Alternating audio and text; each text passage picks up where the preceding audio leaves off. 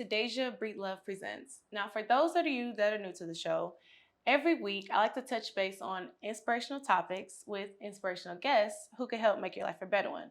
So, my guest today is a musician, she's a model, and she's a full on entertainer, and her name is KK Love.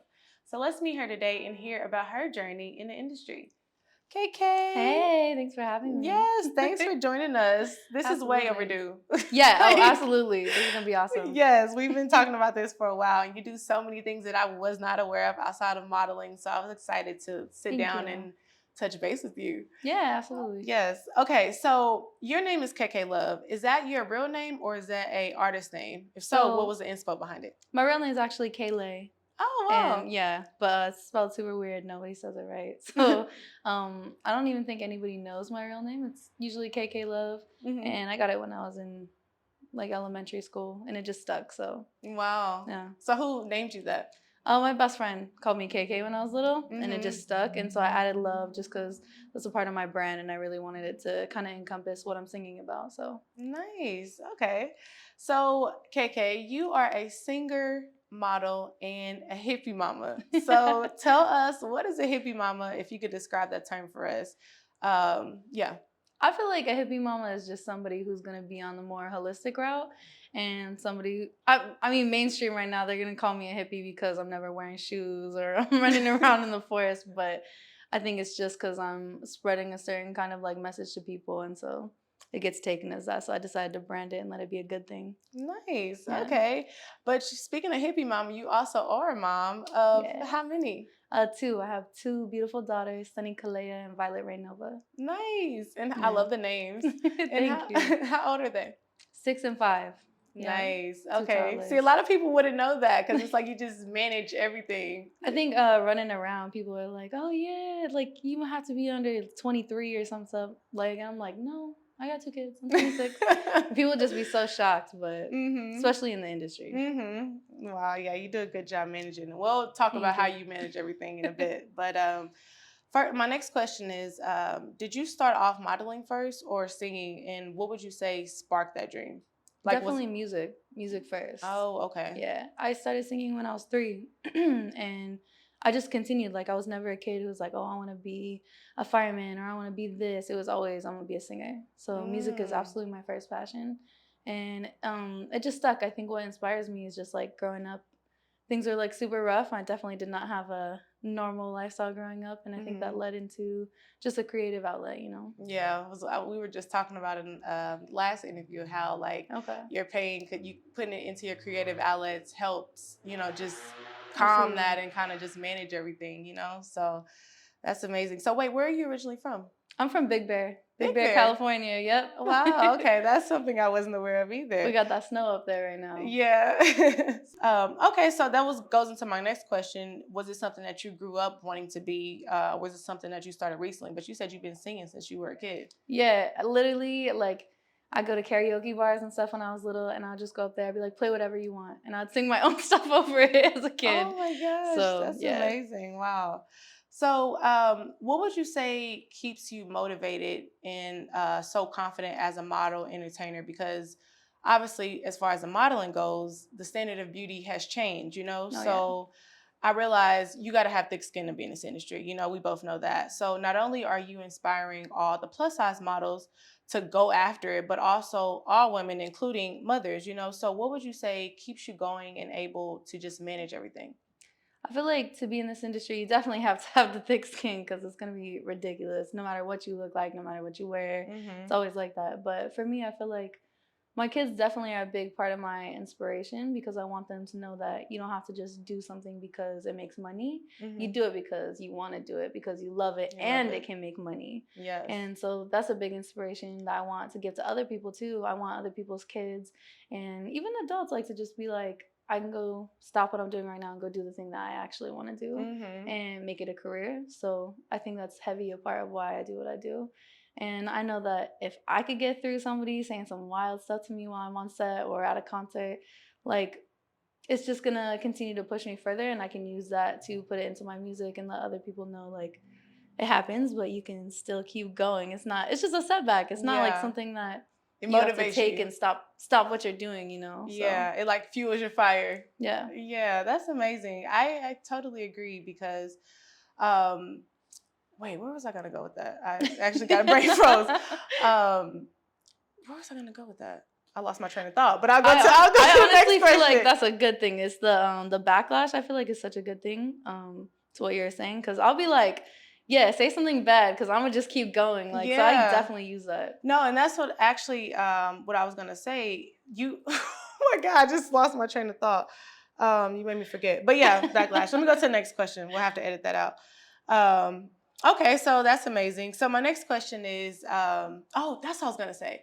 So I totally agree because I feel like when you do what you love, the money follows. Yeah. You know, so it's like instead of just chasing money, you'll spend majority of your life just being miserable versus like when you're pursuing your passion, you just be patient. People also feel that passion, and everything falls after that. So I can't like fathom how you could work for somebody else, like spend all this time making somebody else money. It's something you hate when you could spend that same energy doing something that you actually love. like, And you'll get paid make the doing it. money. Like, Exactly. so I totally agree with that. Okay, so my next question is, was there ever a time that you did feel like leaving the industry? And if so, how did you overcome that? I think as artists, entrepreneurs, anything you do, you definitely think about, especially because I have kids. You have moments where you're like, I could just go do something super consistent, because with singing and modeling, like, there's high seasons and there's low seasons for sure. So you gotta be able to manage all of it. Yeah, and I manage myself as well. So, and I manage both my kids. They model and do movies as well. And I feel like in those moments, you definitely get like pressured to feel like, oh, like maybe I should just do something different. And for me, I've definitely had the moments where as a single mom especially, you have moments where you're like, I could just make more money if I go do this instead. And I think the important part there is that you just remember, like, you're not going to like it at the end of the day, and you're just teaching your kids, like, oh, it's easy to give up because you'll make more money. So for me, it's an absolute no. Those are the moments where I'm like, I thought about it for a brief second, but it's a no. Yeah, so you would say you overcame it because you have kids and you have to be like an inspiration for them. Yeah, absolutely. If you have little people looking at you, everything you do, that's those moments where you're like, no. Yeah. Yeah. Amazing. Okay, so my next question is, as you know, it's also Women's History Month. And yes, big shout out to all the women out there. And being a high value woman has been trending recently. So if KK could describe what a high value woman consists of in your eyes, what would you say? Well, first I want to say, I think all women are low-key a high value woman. Everybody has a different definition of it, but I'm not going to be the one to be like, this is the defining factor. Yeah. But if I was going to describe like what I want my daughters to be and be like, this is what I think a high value woman would be for you guys, it would be just like, definitely be a God-fearing person. I definitely am teaching them that. And then as well as to be yourself, and to not make decisions based on other people's perceptions of you. To do it on the perception you have for yourself. And I think women who can do that, women who are confident walking around in what they like to wear, what they like to sing, like, you feel me, like, just being in your own spirit all the time. Confident in your skin, no matter what. But definitely still be a God-fearing person at the same time. There's a combo, I feel like. But I think that's definitely a high-value woman, and someone who is not afraid to be a partner as well. Not everybody's ready for a partner all the time, but I feel like as they grow to be women, I want my daughters to learn how to like correctly manage a relationship and not just be running, you know. And that also comes with knowing yourself first, you know, spending time alone and being confident, like you said, in your skin, and that way you can attract the partner who's the best person for you, you know. Absolutely. But it starts with like self-love first. I'm sure you would agree with that. Yeah, oh yeah, definitely. Definitely. Okay, yeah, that's a good definition. Thanks for that info. Okay, so how do you collab with other women, and who do you admire in the industry? So other women I love to collab with. I get a lot of men rappers that trying to collab, but women, I love that because I feel like we get taught right now, just in this generation, like, oh, it's another girl, like, don't talk to her. And I hate that. So I really love collaborating with other women who just, like, they should want to share the same space. They just want to create something together. Like, I love this. I love that you have this and this is your space and I can just be. Thank you. Yeah.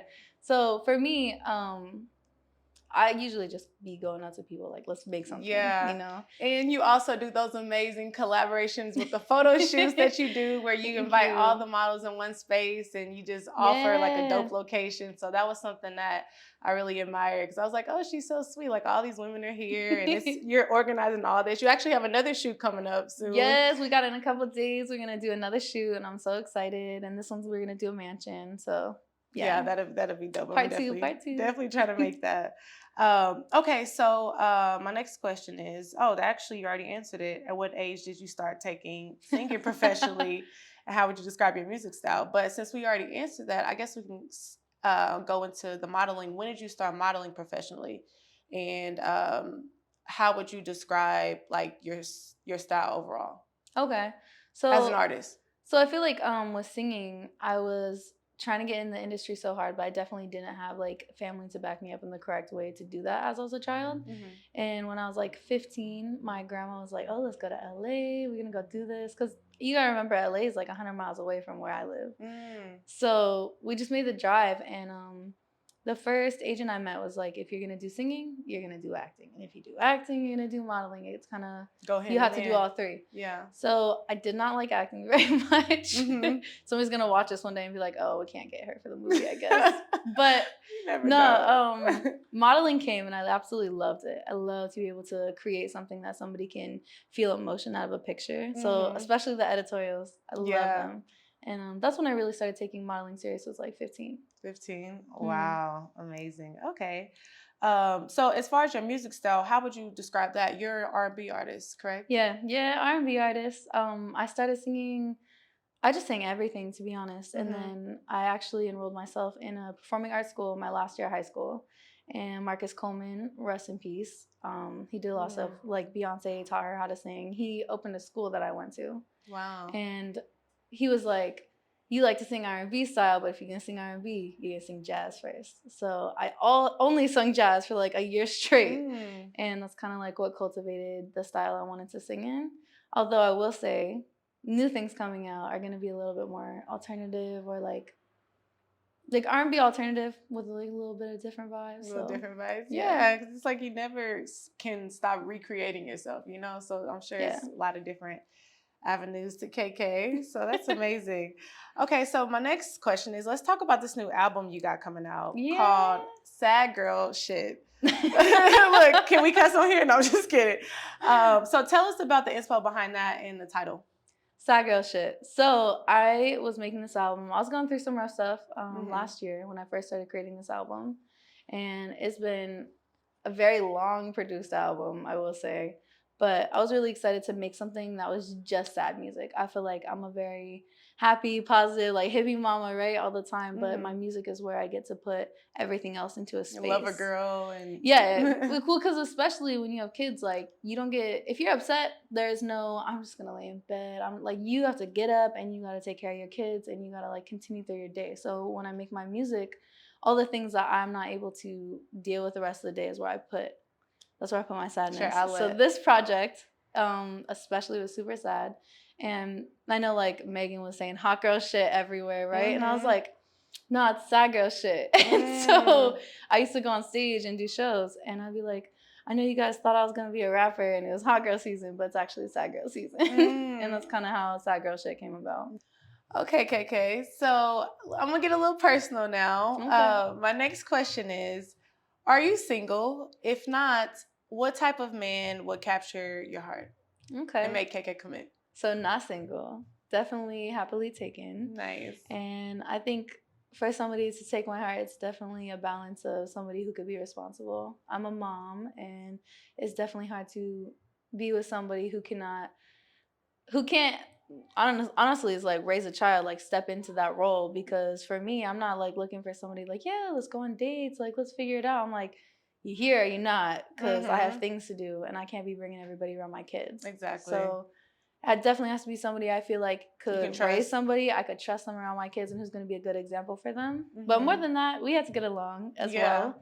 And for me, I just look for somebody who could be more than just my partner. I need somebody who could be in business with me, because that's going to be important to my family. And I need somebody who's going to be my best friend. Like I need to be able to hang out with them and run around and like be, you know, dorky and have those Mhm. moments where it's not just So serious all the time. yeah, absolutely. So if you can be my friend and my partner and we could do business, that's kind of what I look for in a man. Mhm. And happily taken by one, I will say. So Yes, yes. That was lucky. I still, it's like I knew you were taken, but I still want to know, like, what were the attributes that actually made you commit? You know? and respect. Respect's a big one. When I met this person, like I actually met them on a shoot because they were shooting and I was Mhm. modeling for where they're shooting at. Oh wow. Yeah, and we just hit it off really, really well. Like I've been modeling since I was 15. So when I walk in places, I'm like, bam, shot, bam. Like I'm not shy, nothing like that. Mhm. When I met this person, I was like, what do you want me to pose? Like it was You ridiculous, bro. you felt Like, it. You felt it. I couldn't even like hold myself together.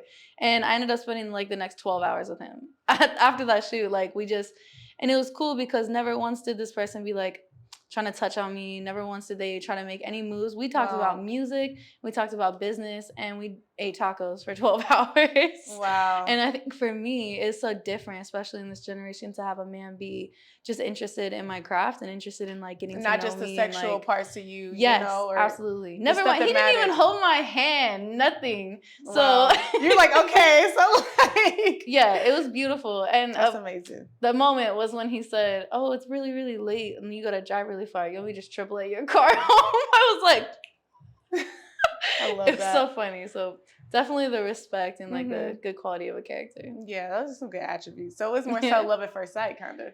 Oh, Would you say? absolutely. It was so weird. Wow. See, you know. Okay, so as we kind of wrap this up, is there anything else we should be on the lookout for? I would say be on the lookout for Sad Girl Shit because it is coming this year, and I'm releasing a music video for every single song on the album. Nice. And I'm gonna drop a surprise something with a music video real soon here. And I'll be performing on the 19th this month too, so a couple days. Nice. Yeah. Well, yeah, definitely tag me and let me know about your performances. I would love to Absolutely. support. And my last question, if you could leave any future entrepreneurs or inspiring artists with any piece of advice, what would you say? If I could leave anybody with some advice, especially coming up in this industry, is gonna be just stay true to what you want to do. And even if your character changes or you change kind of the position you're in, but you still want to be in the industry, just keep rocking with it. Like, do not be upset because things aren't going the way you want or the timeline is different because even Mhm. though it's not our timeline, it doesn't mean we're not on the right timeline. Mm-hmm. So you just gotta stay true to what you want to do and keep pushing. That's the Yeah, biggest thing. that's amazing. Okay, so tell everybody where's the best place to reach you, your socials and your YouTube and everything. Yeah. So if you want to reach me, you can hit me up at KK Love ENT on Instagram, all platforms, Facebook, whatever you're gonna be on Twitter. And then my music is KK Love on iTunes, Spotify, all streaming platforms. Nice. Well, thanks again, KK, for Thank you for joining having us. me. Yes.